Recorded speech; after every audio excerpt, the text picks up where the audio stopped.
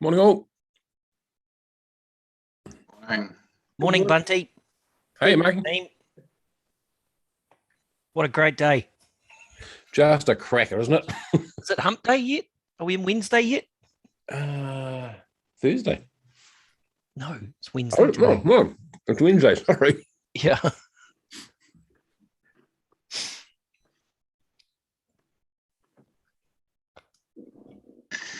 Pardon my eating. I see a good strong coffee, or two. Yeah. Hey, Ryan, I noticed that you're running the shaved look now, not the lockdown beard anymore. Yeah, I reached a tipping point. And it's losing favour with my wife from you go to that. Bit of stubble's not bad too. Yeah. Go and effing shave. Yeah. It's often the case, isn't it? I want to get rid of mine, but Karen won't let me. Really? Largely because I actually have no chin anyway, so. Oh, okay. I prefer to think she prefers a rugged bad boy look, but yeah. Me, rugged bad boy. Yeah. Is that an oxymoron? Well, more than oxy, but yeah. Okay, Lance.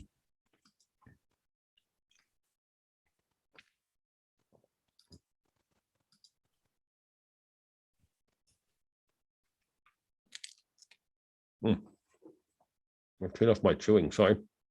Is that avocado? That looks yummy. I would discover if you buy them in those little odd bunch bags, but they're a little bit smaller and a little bit uglier, they're a whole lot cheaper. Wow, the cheapest ones I've found are on my neighbour's tree. So when you come to work with a broken arm, Mark, we know that you've been climbing the fence. Yeah, quite possibly. Yeah. I'd like to say good morning to our live stream audience today, by the way. Yeah.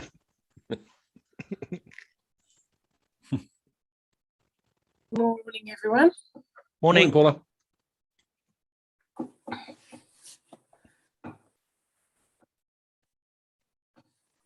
love that recording in progress. So for the rest of the meeting, we shall all talk like that. Yeah, I'm not very good with the fake. Well, hello, everybody. Welcome. So do you want me to lead off in the community stuff, which is the naming of parks, aquatics, and the public arts, or I'm happy to yield to you, Paula, if you want to lead it. No, you do it. You'll cross the detail in those matters a little bit. So go for it. No, well, really my role is just to sort of get people to speak and to let staff lead it. But okay, if you don't mind, we'll crack into it. We've got a busy day. Finish eating. Welcome all. G'day, Jen, in particular. I believe this is your baby. This is the naming of parks discussion. So there's a few parks that we need to get our heads around. There's a lot of work being done. We've had some initial conversations around, in particular, Till's Lookout. And is it, what's the proposed? Oh, we'll get into that shortly anyway. So staff are looking for some guidance as to what report they bring back to us, to the committee meeting on the naming of some parks. So I think I'll leave it at that, Jen, and are you taking over from here? I think so. It's been a while since I've been on Zoom, so right.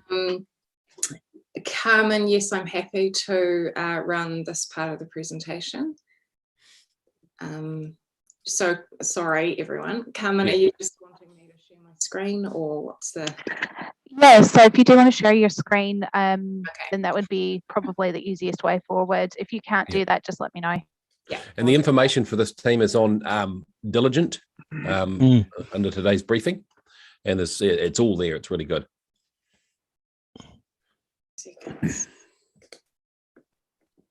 Welcome, Kesh. Welcome, Max. Welcome, Jeff. Welcome, Martin. Right. Thanks, Mark. It's a giant episode of Play School, isn't it? I see Max through the rectangle window.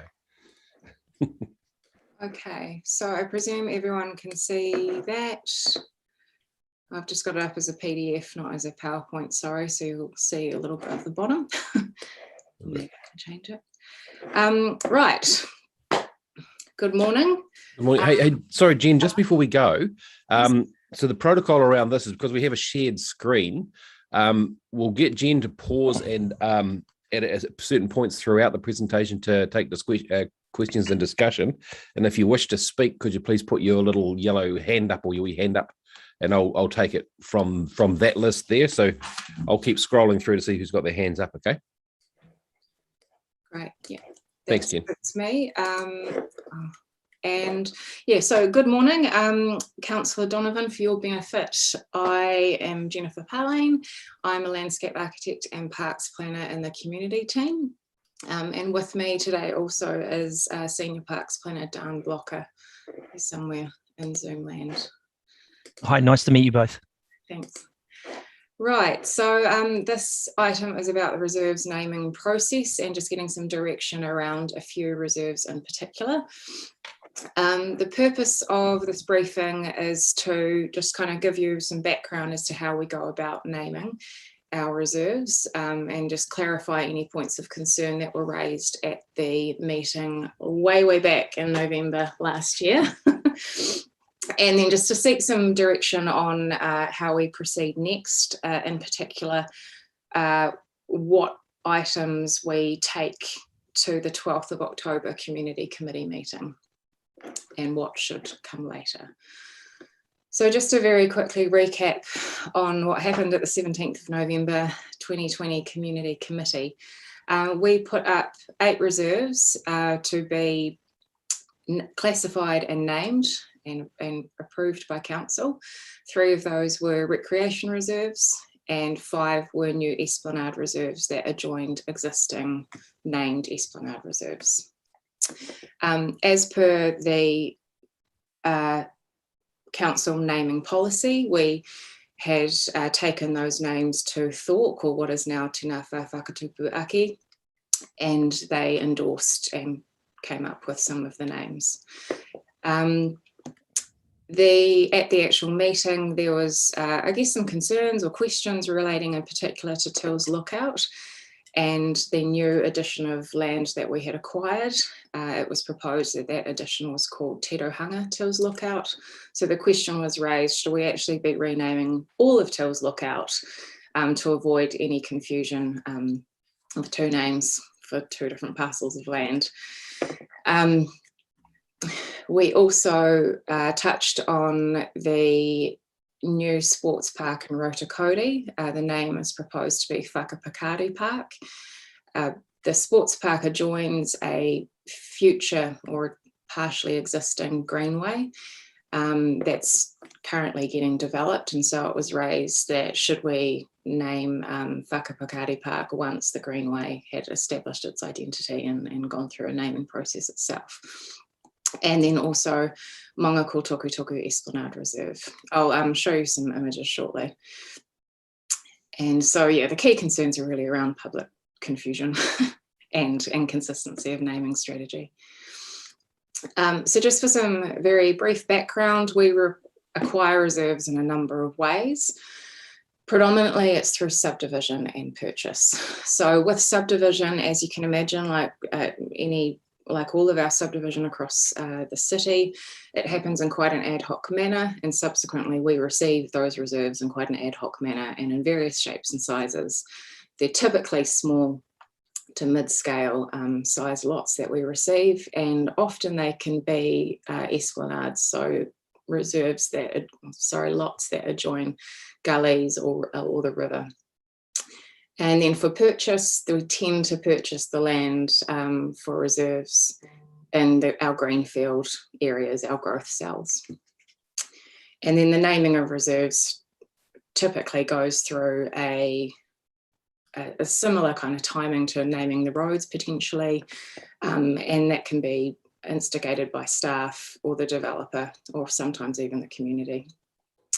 And our principle with naming reserves is that we do want to have a consistent and transparent process and name them in quite an impartial way as well. We don't have a citywide strategy for naming reserves. We've got the policy, but no strategy. And that's in part because we have existing strategies at the moment that give us that direction. And Hepo Manawa Order is currently that main framework. So the process undertaken to date is informed by the Reserves Act. So the Reserves Act requires all reserves to be classified, and it states that all reserves can be named. So that's a little bit more of the optional side of it. Classification's essential, naming less so. As I've alluded to before, the process that we undertake is consistent with the naming of roads, open spaces and council facilities policy.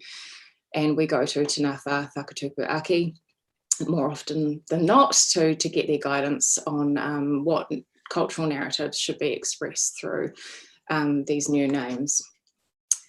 Sometimes developers do put forward names, and in those cases we go through a similar process with them, and it usually works out. That's not as common. Developers don't usually mind, or they've given up the land by the time it comes to naming. I think it's worth mentioning that for the peacock growth cell, there's a slightly different approach that is getting undertaken, because peacocks is getting developed as one entire growth cell. It's more comprehensive, it's a little bit more strategic. We are working with Te Ngāwha Whakatupu Ake and the Southern Links Tangata Whenua Working Group to develop a bit more what we're calling a cultural blueprint, which is about strategically understanding what the narratives are in the area and naming things in accordance with that, so that we don't end up with a really small neighbourhood park with a really important name. So we're just trying to make sure that there's alignment between park and name and narrative. And then in terms of renaming a park, we've done this occasionally. Norris Ward Park is probably the most recent example that I think most of you would recall. That used to be called Ward Park. For various reasons, it got renamed. And the Reserves Act does allow for renaming reserves. And it just requires it to be publicly notified in the Gazette. So there's no requirement for public consultation, but depending on the nature of the park, we could choose to follow that route. Okay, just thanks, Jen. Before we get into the specifics of each individual park, Yes. I have a couple of questions, but does anyone have any questions they'd like to ask before?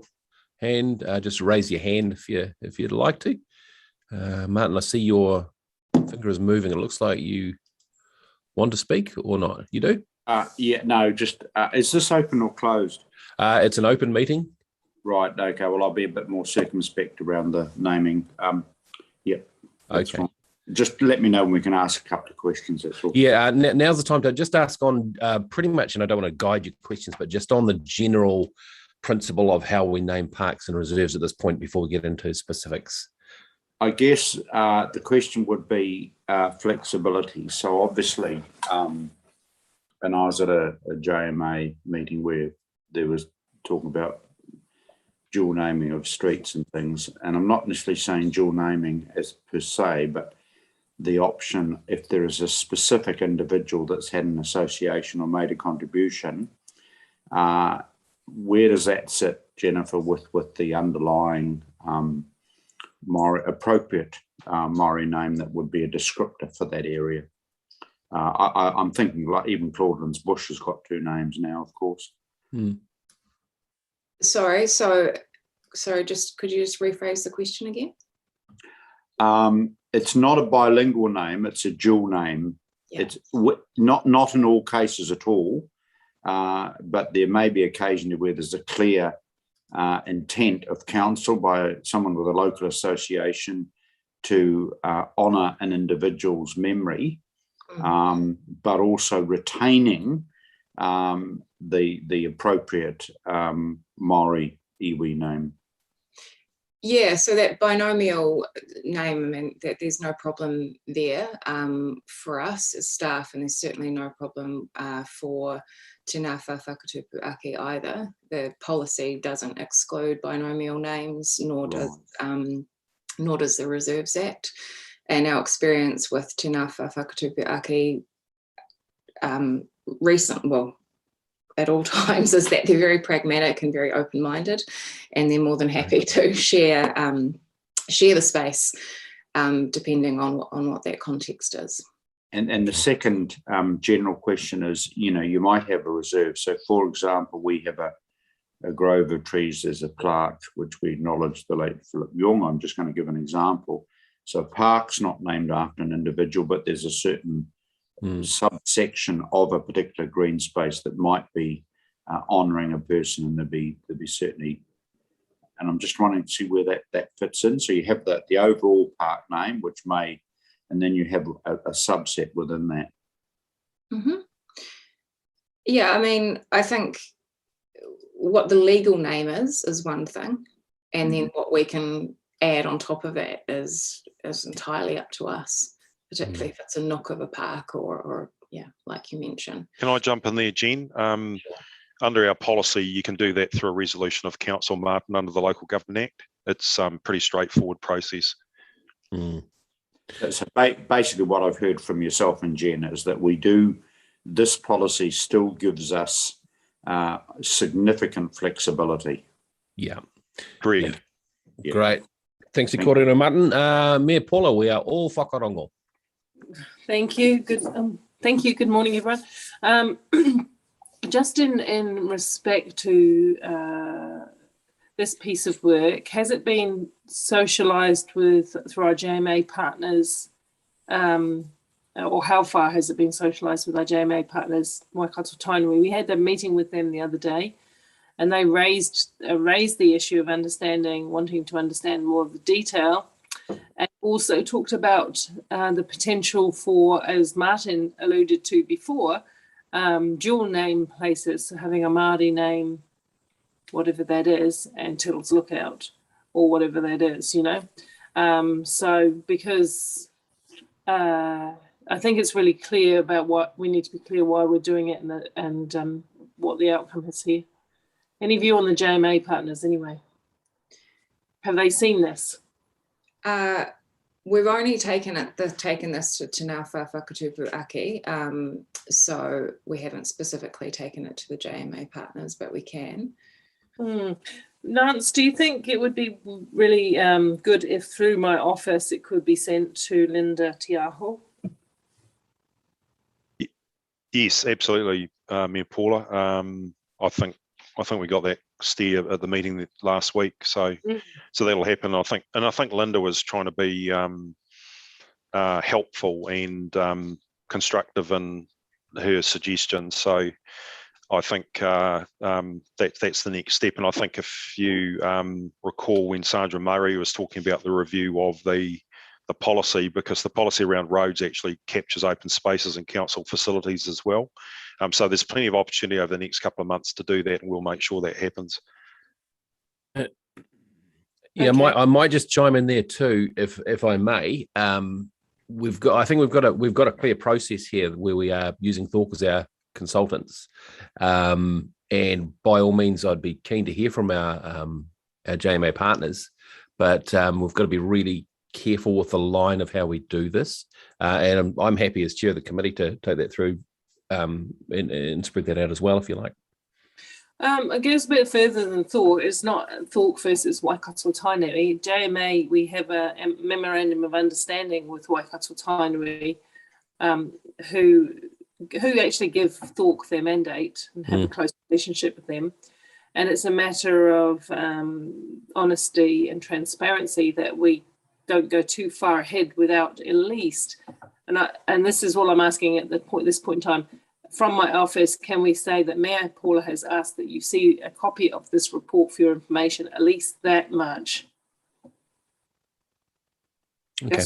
That's what I would like to achieve. And Lance, you've said that can happen.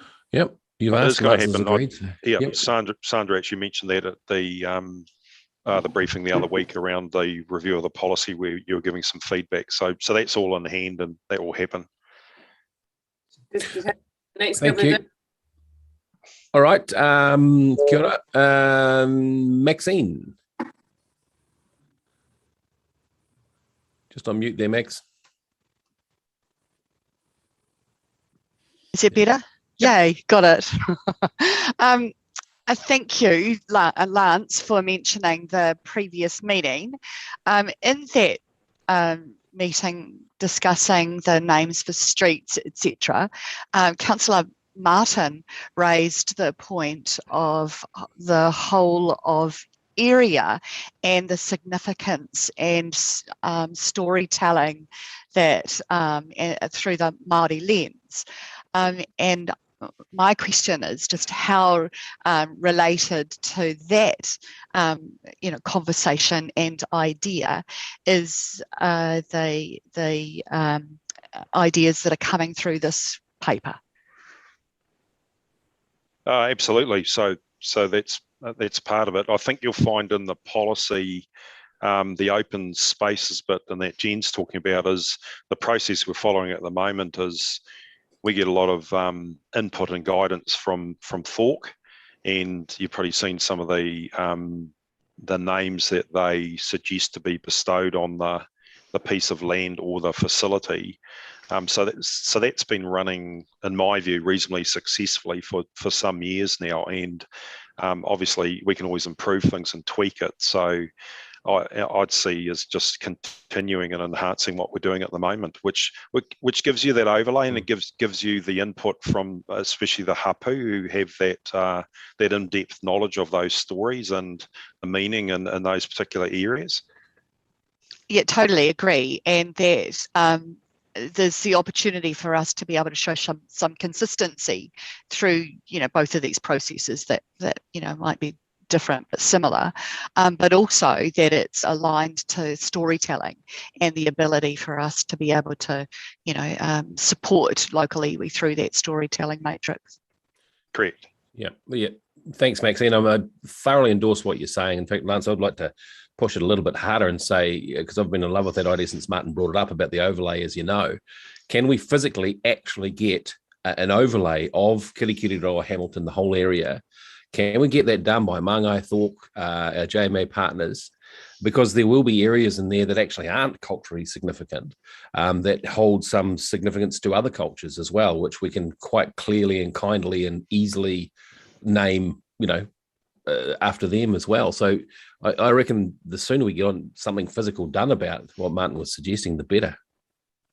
Yeah, look, the only comment I'd make is we'd have to look at the resourcing needed for that, Mark, without making it into a massive 10-year process or anything like that. But my experience with these things is there is a bit of work involved, and you've got to get the right people, and there will be different versions to stories as well. So, and there's some sensitivities in that, and you have to work that through in a constructive way.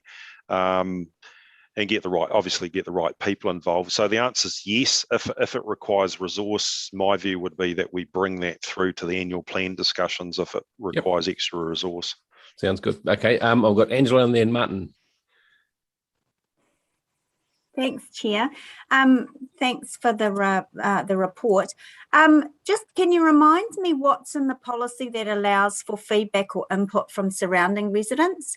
And my context for asking that is that in my experience over the years, the residents living next to, in the majority, residents living next to a park or a reserve do have quite a strong sense of ownership of the space, and they do a great job in taking, a passive surveillance role for us and report things and dumped rubbish and stuff like that. So can you just remind me around their rights to input or feedback when we go through this process?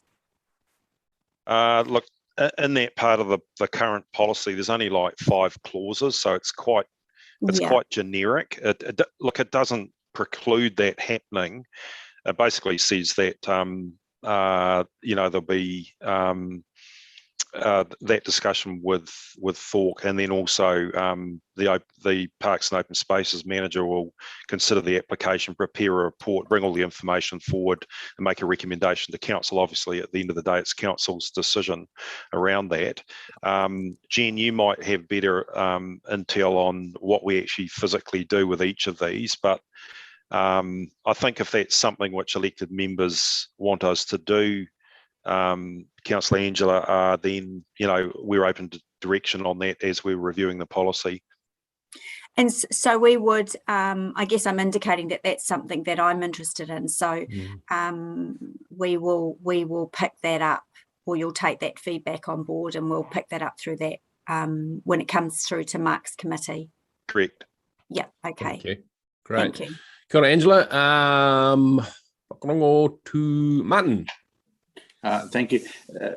Lance and Jen, I take it that when the report comes in, you'll obviously be addressing the resourcing issue and how you do that and the priorities, because obviously that's a significant issue even with regard to our existing reserves over time, let alone, as we've always wanted, some, like plaques on street names that are causing us some grief.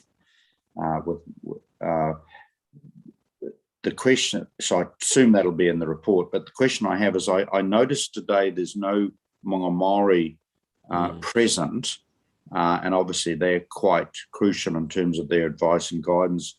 Jen, have we sort of populated this particular policy? Just what's been their involvement to date on this? So I think Sandra Murray would be best to talk to you're meaning the naming policy, correct? Yes, I've not been overly involved in its development. We've reviewed our component of the open spaces and said, yep, that's appropriate. But in terms of what consultations occurred with Mango Māori, that would be a question for Sandra, not me. Sorry, I'm not aware. Okay.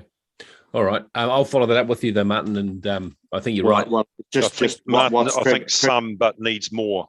Yeah. What's triggered me is obviously totally support the Mayor's office liaising through our JMA agreement with Linda. But I'm wondering if concurrent with that, we could just ensure that we Lance, you follow up with our Maori and we get their perspective and feedback as well prior to the staff report. Very good report. Right. Thank you, Martin. Okay, there being no more questions, Jen, do you want to rock on with the specific parks? Yeah, sure. Okay, so the first one is, sorry, just get all my screen sorted. The first is Tills Lookout. So I think we're all familiar with Tills Lookout. It's on the western edge of our city in Dinsdale. So there's an existing reserve hatched in green there. There's an existing road reserve that is used like a linear park. It's not, not open to vehicles, and so pedestrians and cyclists use that, and that connects up to Taitua Arboretum. And this portion is also on the Te Araroa National Walking Trail. We recently acquired the new reserve in pink here with the solid line around it. And there's actually a subdivision occurring at the moment where we will also are likely to acquire the small dashed pink area as well. So Tills Lookout is essentially growing. When we took the park to Thorpe a few years ago now, they proposed the name Tirohanga to be added. As noted in the discussion paper, the Tirohanga is derived from the name Te Tirohanga Tupuai ki te Uru, which is looking back on the footsteps to the west, which recalls Ngāti Mahanga's west coast origins and the coastal origins of Tainui Waka. So this contemporary reference is to travellers who journeyed along Te Ara o Karoro, the ancient trade path which extended from the west coast to modern day Hamilton West. So there's quite a logical connection between the name and the site. So Jen, was this the actual path they used, or is it just a name that's come up?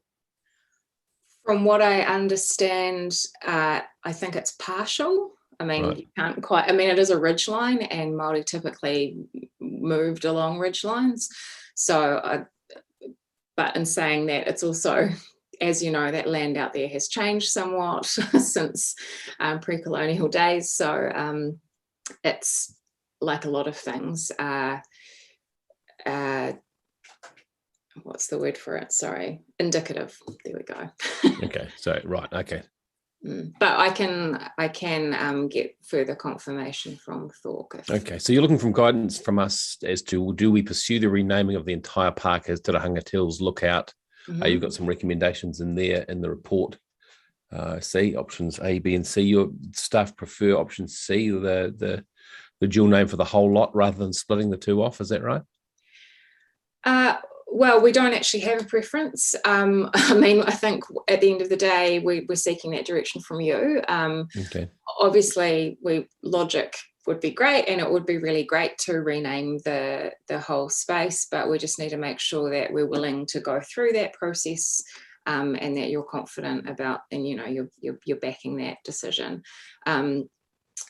It doesn't, I think it's just worth mentioning that we don't have to rush this either. We can always take, at the 12th of October meeting, we could just propose to classify the new reserve as recreation reserve and withhold from naming it. We don't have to name it straight away. And in the meantime, we could talk to the Tills family or whoever else we need to talk to, and actually understand if there is an appetite to rename the whole park, and we can start that investigation process. Okay. All right. Well, what I'll do is, I know it's too early to make a decision or anything like that, but I wouldn't mind an indication from people around the table today as to where their hearts are at. I've got Deputy Mayor Jeff and Mayor Paula. I'll come around all of you and if you don't have an opinion, just wave it away. So, Deputy Mayor? Yeah, thanks, Mark. Tirahanga, that's already on the sign there, isn't there? That the dual name, is that right? I don't think so. I thought it was, but yeah. I mean, I'm fine with it being, two names. Yeah.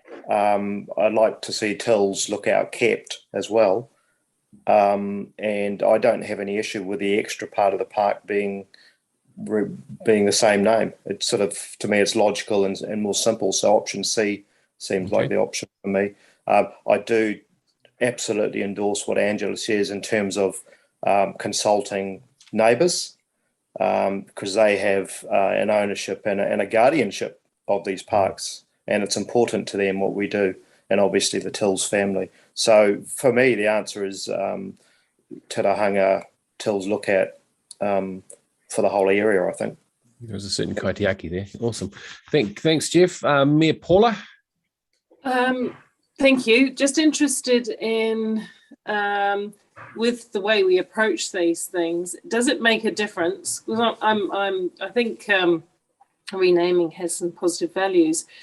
Does it make a difference whether the original name was offensive or blotted in some way, or as opposed to, as you say, a positive but European connection?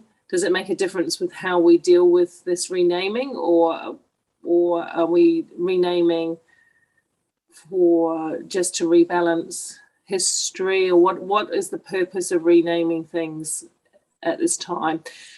And then I would probably go with where Jeff's going and what our JMA partner said, that if we can, if Tills was never an offensive position, have a shared position makes sense, shared name, like they did with Lucky Mount Egmont.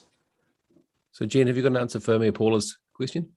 Yeah, so I am not sure if Tills Lookout is an offensive name or not. I guess that would be part of our process that we need to go through to understand more about it. Yeah. Okay. So, Jen, maybe if I just jump in there, I think my understanding is that it's reference to the Tills family.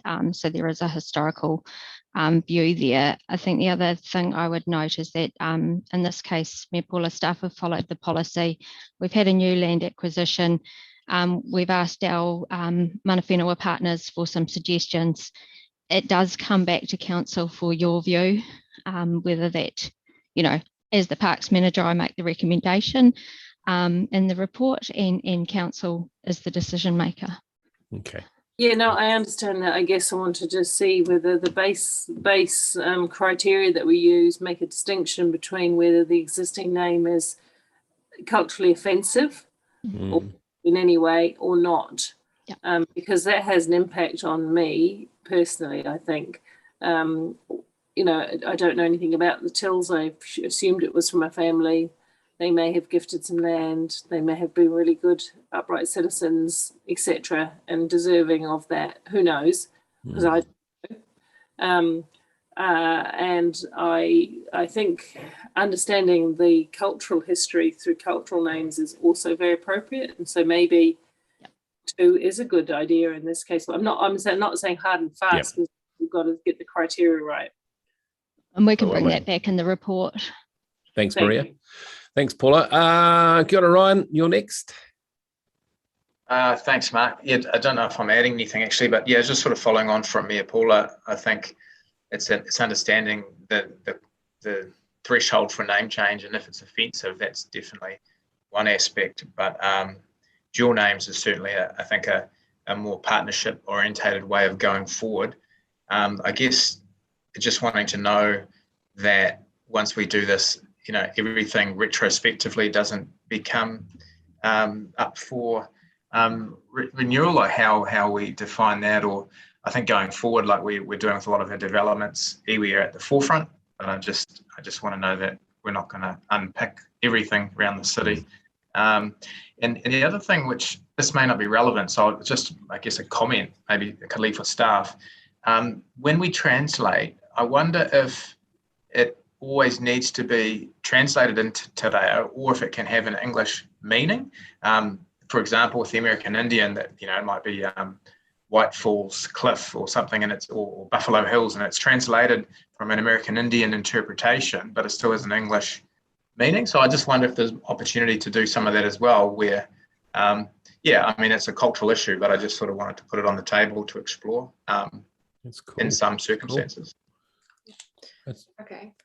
So that latter point you made is noted. We can have a discussion with Te Ngāwha Whakatupu Ake about that. In terms of your second point you raised, I don't think we're not in a position where we're wanting to rename all of the parks, and from what I understand, nor Te Ngāwha Whakatupu Ake. This park has come up because of the new land acquired next to it. So that's allowed us to kind of step back and actually take a more holistic view of what's going on and how we should progress forwards. So I guess I just want to confirm that, we're not going to be going through a process of renaming every park across Hamilton. But I think it is just important for us to understand as staff that when these occasions do come up, when there is some kind of change, whether it's land acquisition or something else to our parks, that we know what your preferred process is around renaming. Okay. Hopefully that clarifies that for you. Thank you for that. All right, I'm just calling people out as I go down the way they are on my screen. So Councillor Donovan or Mark Rua, as the case may be. Not a whole lot else to add, really. I like the double name. What do you call it? Idea. Yep, that'll do. Yeah. So I agree with Ryan and Paula. All comments as above. On board. Yep. Thanks, Mark. Kia ora, Maxine. Thank you, Chair. I'm really supportive of binomial naming. I think it respects the previous name, but also starts to set up that we weren't necessarily the first ones here, and there's a history to the site. I think that having some storytelling with it is critical, because Jen, the story that you shared with us this morning on this particular one is, it's really relevant, and I think would be well supported by residents, both butting up to the edges of it and more widely. Thanks. Got to Maxine, thank you. The order I've got is next Martin, Rob, Ewan, Sarah, and Kesh. That's the way I see it. So, Martin, you're up, and then Angela. Quickly, I do favour it, as resources allow, descriptors on a lot of our parks, because there are a lot of names, even parks, names that people wouldn't have a clue, who they are, But if I say took Dawson Park, which is opposite Hamilton East School, and not in very good condition in my humble view, what is the name behind Dawson? But very importantly, just picking up Maxine's point over time, is there pre-European settlement and history, given the Beale Cottage location, that we might, for example, seek advice from our partners around the pre-European historic term as well. So, it's context. I'm not saying you're doing that for every park, as Jen said, but let's, in terms of our partnership, be open to that kind of dialogue. The other thing too is, having said that, and I'm ashamed that Maungamauri, no one could, Maungamauri are not on this call today, could we actually, as part of the JMA, Paula talked about names that may be giving some grief and offence. Could we actually go and get a comprehensive list? I know we've got 3 or 4 street names, but I think over time that we could actually put that invitation out, and I'll take advice on that. I would just like to know if there's any areas in our reserves with a name that may cause legitimate historic grief. I'm not saying anything would change necessarily in the short term, but I think it would be good to know. Okay. Good. Thank you. That gives Jen something to go on with. Thank you, Martin. I know Jen's got plenty of time on her hands. Tons of time on her hands. Bearing in mind now, we've also got another Esplanade to deal with before 10:30 as well. So, Rob, indication from you either way yet? Yeah, thanks, Mark. Look, I favour the joint names. I also agree with Angela that we should involve the local residents. I'm not sure why it's Turahonga Tills Lookout, when alphabetic-wise it should be Tills Turahonga Lookout. So I'm not sure why the Maori name comes ahead of the European name. But look, joint names are better than changing the name completely. Thanks, Rob. Ewan?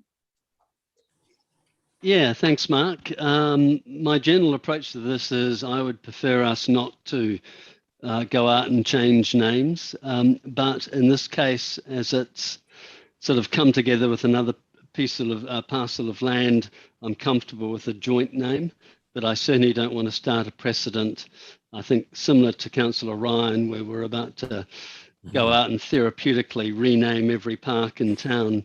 That would just be a waste of time and energy, to be honest. A whole new committee, wouldn't it? Yeah. Thanks, Ewan. Appreciate that. Ewan, I don't have the resource for that either. You're about to be CEO. Sarah? C. Cool. Yep. Comment of the day. Kish, can you make a shorter one? I can't go shorter, sorry. But I do favor the dual names. Personal opinion is to keep both English and Te Reo. But I'd also be interested in what the actual residents think. And like the others, some sort of way for people to actually know what it means or why the name actually is what it is, whether it be a plaque or app-based or whatever it is. Thanks, Mark. Great, thanks, Kesh. And I think, Angela, I've got you down there next. Yep, just to round off, my position for the policy would be, I agree with others. I don't want to start renaming everything for the sake of the exercise. My position would be, I'm comfortable with dual naming where it works, but more importantly, for me would be that goes hand in hand with some storytelling, because as we experienced, wasn't the only thing with Captain Hamilton, but it was the complete lack of understanding and storytelling, and that leaves people behind and leaves them to fill that gap and that void.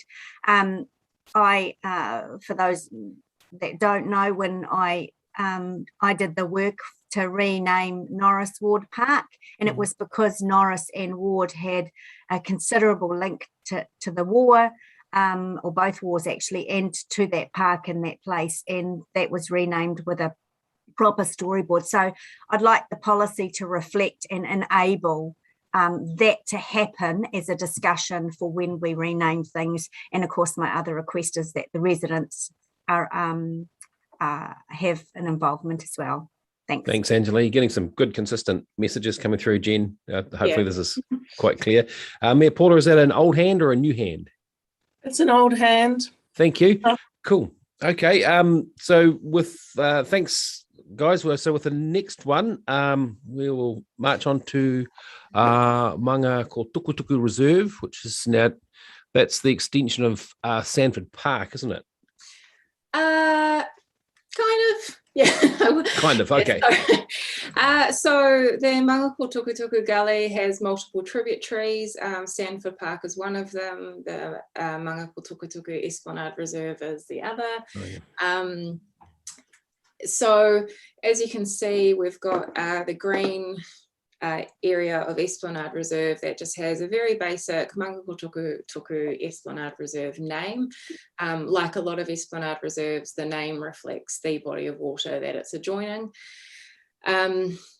We have recently acquired the 3 pink allotments, and it made logical sense for us to just continue the name of the Esplanade Reserve to those pink areas. It was raised at the committee meeting last year that we should actually look at renaming Sanford Park, or should the Mangakō Tukutuku Esplanade be named Sanford Park as well. I think I also just want to mention here that there is that work getting undertaken at the moment for that cultural blueprint around peacock. So we could be in a position where we name the pink areas Mangakō Tukutuku Esplanade Reserve now, and when peacocks has developed further and there's a naming strategy in that area, that Esplanade Reserve could be renamed. Are you talking Sanford Park? Maybe, but certainly the pink area. My understanding as well from the proposed structure, the proposed kind of master planning level documents, is that that arm of the Mangakō Tukutuku Esplanade Reserve is likely to grow in size with reserves being added to it through the various subdivision processes anyway. So I think that's just information to bear in mind when making a decision. Okay. Bear in mind, you got a fairly clear steer from the last discussion that changing names for changing names' sake, unless it's offensive, is something that's not, well, that's just my impression. I could be wrong, members. Sanford Park, is that named after the previous councillor Sanford, Jen? Possibly. Sorry, I haven't actually. No, I think politically, I cross. If it is, I cross swords with him. He was a real good deep blue, and I was deep red. But I would argue for Ross that we have to be so careful that we don't change. You know, so I think we just. I mean, obviously that comes to my other question. Forgive me. You know, you have the overriding thing I get, but the small parklet or park is you have as a subset of the bigger. Have I got that right? Sorry. Maybe I can chip in there. Sorry. So something that's not on the briefing paper there that Jen mentioned at the start of the briefing is that there is an option to just classify these new pink areas under the Reserves Act, which means that they're then protected by the Reserves Act. These are Esplanade reserves. They are undeveloped. People are not going to be playing soccer or kicking a ball in those pink spaces anytime soon. So in terms of a priority naming, there is an option to actually just leave them unnamed until the peacocks area is sorted, and perhaps that might be the most sensible option in this case for this set of Esplanade Reserve. Yeah, so just to agree. add to Maria's comments, there are no signs, there's no park signage saying this is Mangakō Tukutuku Esplanade Reserve at the moment. Most of it is actually inaccessible, there are no paths, so it's essentially some quite dense gully vegetation. Okay, so our option for you to bring that back to in the report is just leave it as is at the moment and just classify it. Yeah. Or that is an option. Yeah. Just classify. Apologies. That wasn't necessarily the intent of my question. I just saw, do we rename Sanford Park? And all I'm saying is, as a subset, you know, you want to keep that name because it was done for a reason. But what I'm hearing is the overlay of the whole area is the is the Manga Tukutuku Esplanade, but open-minded. I mean, really, sorry, Jen and Maria, just it may be more realistic just to flick the name now. You don't do anything more, but it does give a guide where you want to go, that's all. Okay. Rather than my only observation is if you do nothing, it sort of dangles there, even though it's not developed an access. But if you say no, strategically we should delay that decision, I obviously will bow to your. Sorry, that's just my view. The other views. So what I'm suggesting, Councillor Martin, is that if it was a sports park and the community were going to be playing there, I would think that the naming of the park would be more important. People would be arriving there and want to know that they're going to Mangako Tukutuku. For right now, there is no burning platform. It is part of a gully network that is known as Mangako Tukutuku in terms of a catchment area. So operationally, we'll be able to find it. And then in light of the other stuff with the peacock strategic approach, then perhaps it is sensible to just leave it. Yeah. Okay. Sorry. Yeah, Thank great. you. Sorry. Well, I think that's pretty much, Jen, I think that's pretty much all you wanted from us with this one, wasn't it? Well, yeah, option A or B. So we just we classify it as local purpose Esplanade Reserve, and then option A was that we continue to name it Mangakotuku Esplanade Reserve, or option B is that we just delay naming it, like Maria said. So, okay, yeah, if you want us to delay naming it, that's no problem. But yeah, well, if no one's using it, Jeff. Yeah, I think delay naming it. Yep. And I'm no way will I support Sandford Park being renamed. Yeah, I think that's a whole new Kete of Rototuna, shall we say? I'm opposite. I really, this is where I deeply regret that we don't have Ollie and Tapora and others and Norm in the room at the moment. I would love to know their view on this one. My gut feel would be to name it and get on with it, but that's that's just me. I'm just a minority of one. But again, I think we're a little bit poorer by not having their input at this time. Yeah.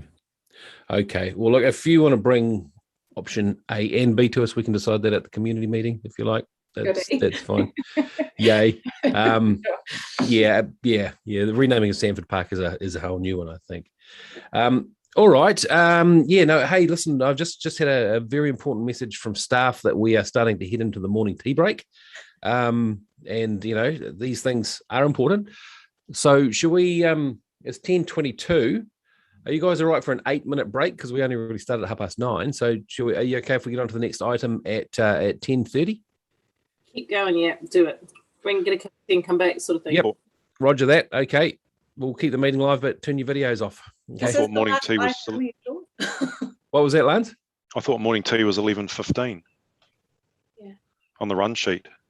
Oh, okay. Well, this will be a comfort stop then till 10:30, and we'll decide at 11:15 if we want another one. Copy. Okay.